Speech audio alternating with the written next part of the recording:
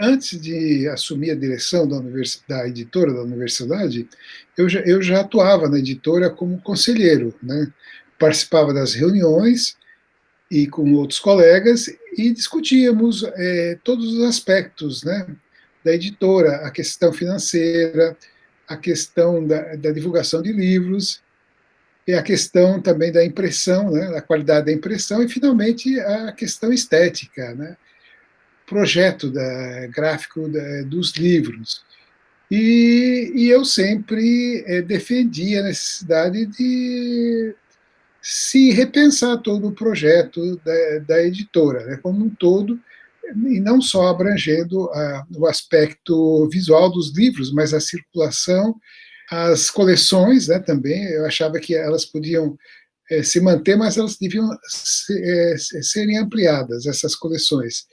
E aí, quando eu assumo a direção, eu imediatamente busco aquelas pessoas fora da editora que poderiam colaborar comigo. Uma dessas pessoas foi o professor, um professor que hoje está não é da Federal, aqui de Florianópolis, Manuel Ricardo de Lima, hoje está na Unirio, e que, em conversas com ele, prévias, eu percebi que ele tinha um grande domínio na área, né?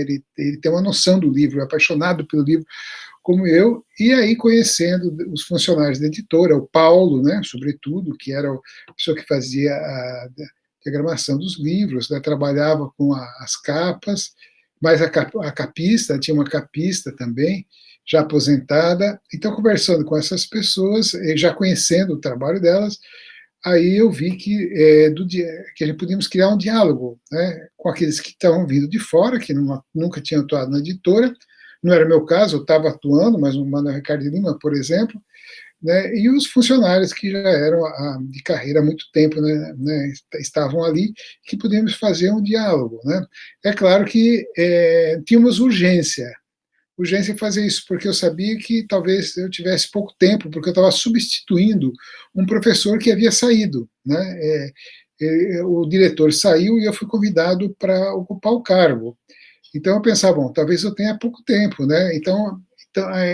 Vamos agilizar esse processo. Então houve assim muita energia envolvida, né? Quer dizer, nesse processo. E o grande desafio era realmente implementar as mudanças, né, em todos esses níveis em que todos os níveis que eu mencionei, né? Então mas a capa, o projeto gráfico, o miolo do livro, a ideia de livro, era uma coisa essencial para começar a nova inserção da editora no cenário nacional, né, seja nos jornais, seja nas livrarias, etc., e para atrair também autores para nós. Né. Eu achava que a editora tinha que ser cosmopolita, como a universidade ou é. O livro, ele serviria, no primeiro momento, para mostrar a nova identidade da editora, sob a minha gestão. Né? Eu achava que, né, já que eu havia assumido o cargo, eu passava o dia todo na editora, eu queria trabalhar, eu queria criar, eu queria fazer um livro diferente, né? Um livro que tivesse que respondesse a essas exigências que eu coloquei, né, de uma editora cosmopolita, uma editora realmente atuante em nível nacional e com autores estrangeiros. Um sonho era publicar, por exemplo, grandes filósofos europeus, como Derrida, que acabamos publicando, por exemplo, só dar um exemplo, Jean-Luc Nancy, né, outro, né, Wittgenstein foi uma ideia também que tentamos, mas não deu certo. Então a gente tinha assim um elenco de autores que poderiam ser agregados à editora. E um dos primeiros livros que fizemos é de um grande artista catarinense, Rogério Sganzerla, né, o diretor de O Bandido da Luz Vermelha, né, um dos grandes nomes do cinema ao lado do Glauber Rocha, e ele também foi um grande crítico de cinema, ele escrevia para o jornal Estado de São Paulo, e a gente, então, conseguiu esses textos, né, falamos com a família, falamos com o jornal, eu já na época escrevia, colaborava no Estado de São Paulo, quer dizer, bem antes, né, hoje colaboro eventualmente, então eu tinha muitas relações fora de Florianópolis, e eu usei essas relações, assim como o Manuel Ricardo de Lima, porque antes de vir para cá, antes de me tornar professor, eu fiz trabalhos para a editora Perspectiva, eu fiz trabalho para a editora da USP, eu fiz trabalhos para a Iluminuras, eu sempre fui uma pessoa que, enquanto estudante, né, no mestrado, doutorado, eu sempre atuei em editoras, né, ajudando a divulgar livros, a fazer livros, a traduzir. Então, eu tive diversas funções. EDUSP, atuei na Companhia das Letras, então eu não era uma pessoa, quer dizer, fiz tradução para a Companhia das Letras, eu não era uma pessoa assim que caiu ali de paraquedas, que não sabia o que era o mercado do livro no Brasil. Né, eu participava de bienais, eu fui a muitos eventos, né, anteriormente né, quando morava fora, e aí como diretor também, a gente quis, né, estreitar os laços com outras editoras de Minas Gerais, de São Paulo, etc. Né? Então eu sabia por tudo isso, e para tocar essa agenda nova, o livro tem que ser era a coisa mais palpável, é a coisa mais evidente evidente que dispunhamos para vender essa ideia, né? A ideia. Então, e aí logo nós conseguimos fazer livros que, de certa forma, corresponderam às nossas aspirações, as minhas, do professor, né, Manuel Ricardo de Lima, né, a quem agradeço muito, né, que foi uma pessoa muito importante para mim naquele momento, e os livros começaram a surgir, né, no formato que queríamos. E depois nós tivemos assim colegas que se propuseram a nos ajudar fora daqui, sabe? Sobretudo fora. Então a gente pode lançar de repente livros em São Paulo, no Itaú Cultural. Então as pessoas abriram portas para nós, né, quando ficaram sabendo o que queríamos fazer e o que estávamos fazendo, e os primeiros livros que apresentamos já convenceram essas pessoas. Então você vê como é importante ter um livro, né, bem acabado, um livro. Ele encarna toda aquela administração, né? Tínhamos que ter isso. E construímos os 2 volumes do Rogério Sganzerla, que vem numa caixa, seria um exemplo disso. Publicamos também Glauber Rocha, romance do Glauber Rocha, também de poesias de grandes poetas, em 2 volumes, e poetas catarinenses também, né? Recuperamos, né, livros que a editora vinha publicando e que resgatamos aí. Rodrigo de Aro, por exemplo, as poesias dele, né, as poesias mais recentes foram produzidas numa caixa também muito interessante.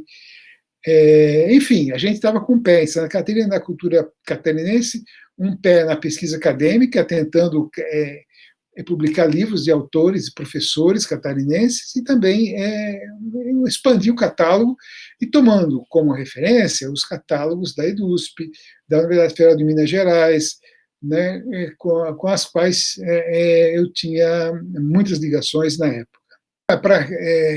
Para a área de humanas, né, e aí incluo letras, né, também, não só filosofia, mas letras, as artes cênicas, o cinema. O Derrida é muito importante. É um dos grandes nomes do século XX, da segunda metade do século XX. E chegamos a esse livro, é um livro póstumo, que acabou saindo primeiro aqui em português, graças às ligações que tínhamos, e que eu já tinha, como eu disse, antes de vir para cá, não só atuei em editoras, antes de me tornar professor, mas também escrevi para jornais, para a Folha, para o Estadão. Eu era também resenhista, entende?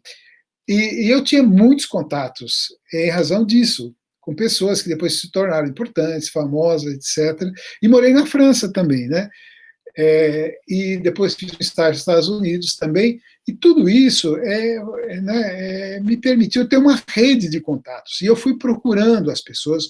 É um trabalho assim, cotidiano, dia e noite, ir atrás, atrás, você tem que viver a editora, né, assim, final de semana, todos os dias, todas as horas, eu só pensava nela.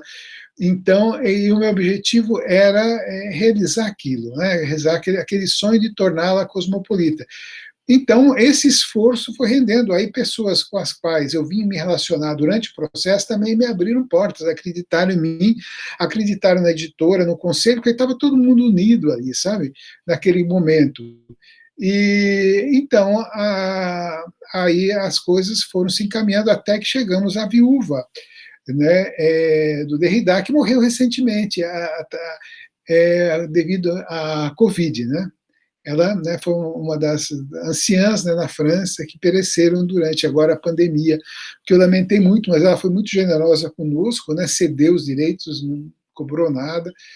Era uma pessoa assim a quem eu admirei muito. Então a gente tinha contato com essas pessoas e a gente explicava o que era a editora da UFSC, e o nosso objetivo também de fazer livro digital, de tornar o acervo com acesso livre, livros, né, interessantes, mas também baratos, pôr em circulação, fazer eventos com esses livros, né? Quer dizer, nossa perspectiva não era claro, comercializar os livros, que os livros se pagassem, né?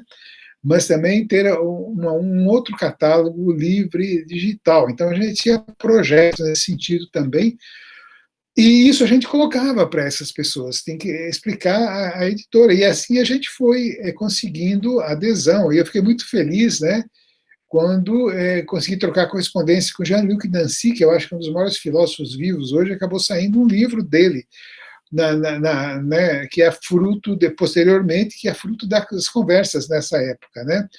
Então, a editora, quer dizer, quem está lá tem que ter amor a ela, né? Mas também tem que ter eu acho que uma história por trás, porque você tem que ser uma pessoa do livro. E foi assim na EDUSP, né, com o Plínio, né? O Plínio que foi também uma pessoa que era o diretor da editora da Universidade de São Paulo, que me deu a mão, eu ia lá, né, já tinha trabalhado lá, aí ele me mostrava tudo como era naquele momento da história do país, como que se fazia o livro, como que era, como se divulgava, como se poderia ir às feiras. Então, ele estava como se fazia o contato internacional, o tipo de carta, né, que se escrevia. Então, tudo isso ele foi me passando, os funcionários lá me receberam de braços abertos, né, e eu ia lá. Então, eu não fiquei só fechado na minha sala.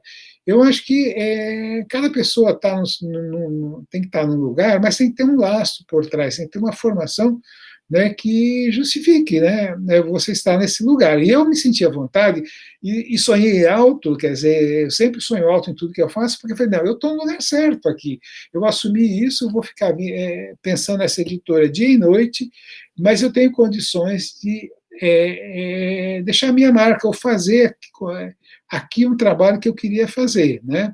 Eu me sentia assim à vontade. É claro que o Paulo era a pessoa né, que era do livro, muito experiente, estava aí, né, trabalhando. O Fernando, na parte de divulgação, também muito acessível. Depois eu me tornei amigo também, considero um amigo até hoje, né, embora não tenha tido mais contato com ele, com o Paulo, é muito frequente. Mas então a gente, eu acho que foi uma época boa, muito boa para mim pessoalmente. Né?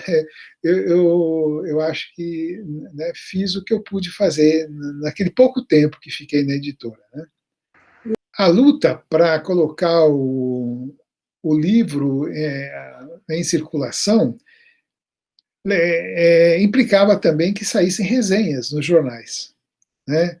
Então a gente começou a conseguir isso, né, que os jornais noticiassem nossos livros, fizessem resenhas, né, de livros, né, então isso aconteceu realmente. Então isso um outro grande trabalho, você procurar resenhista, procurar editores de jornais, né, e solicitando, discutindo, apresentando. É um trabalho que os editores também fazem.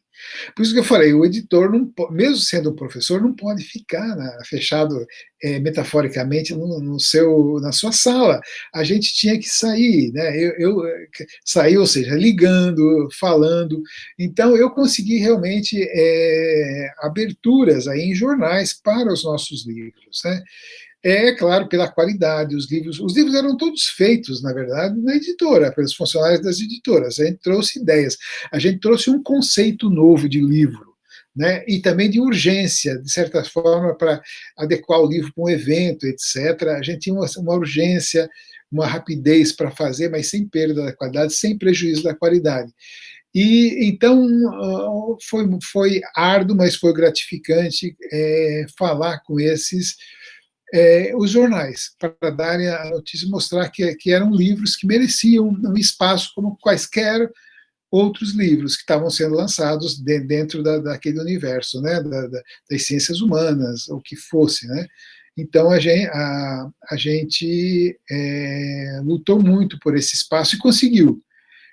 Então saíram resenhas, e depois que eu saí da editora, eu nunca, eu falei, nunca quis visitar, falar, dar opinião sobre como ela deveria ser gerida, isso não, né?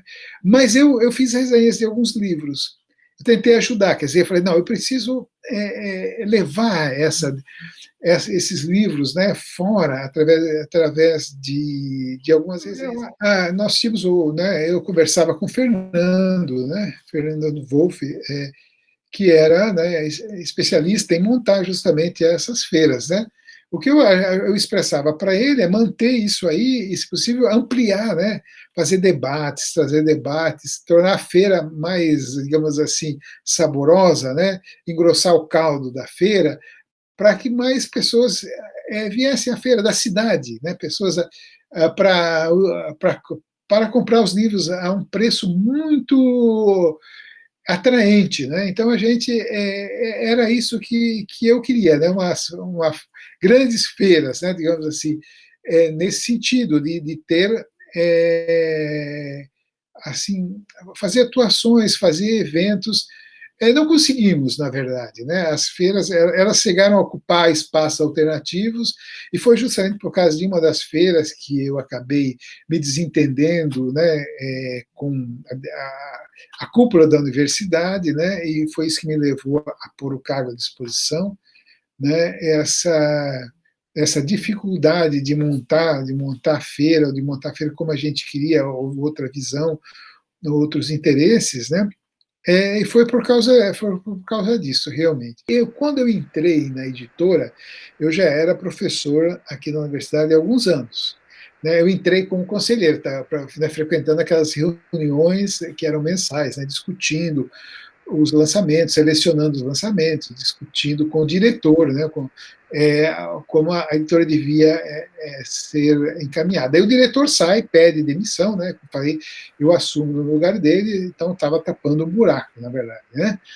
Mas eu que nunca tinha publicado um livro meu pela editora, e nunca publiquei realmente, né, um livro de minha autoria. Eu sempre publiquei bastante por outras editoras, mas não. E depois que eu saí, um ex-aluno meu, organizou um livro com vários pesquisadores do Brasil e me incluiu. E o livro sairia pela Edufis. Então foi que eu me lembro. Agora, o único trabalho, eu já não era mais editor, era né, era outro diretor ou diretora, não me lembro agora, a quem agradeço, mas esse livro foi aprovado, né? Eu acho que era o Fábio, o termo da Fábio, que me substituiu, né? Esse livro foi aprovado, não tenho certeza. Foi aprovado, e aí, então, pela primeira vez saiu que eu me lembro, um texto meu na editora, mas eu já tinha saído. Então, também eu fico contente de ser, digamos assim, autor da casa, embora só um capítulo bem pequeno.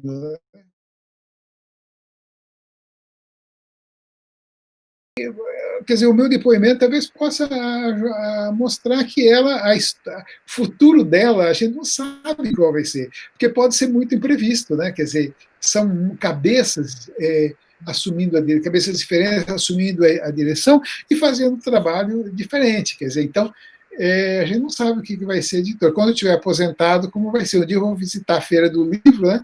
Aí eu quero ver, né, o que eu vou encontrar, né? Nem imagino, né, o que vai ser. Então, espero que seja uma bela surpresa, né? Uma ótima surpresa, né?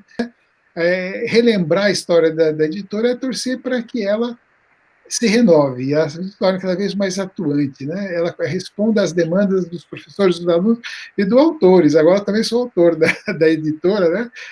Então eu queria que a minha casa fosse para frente, né?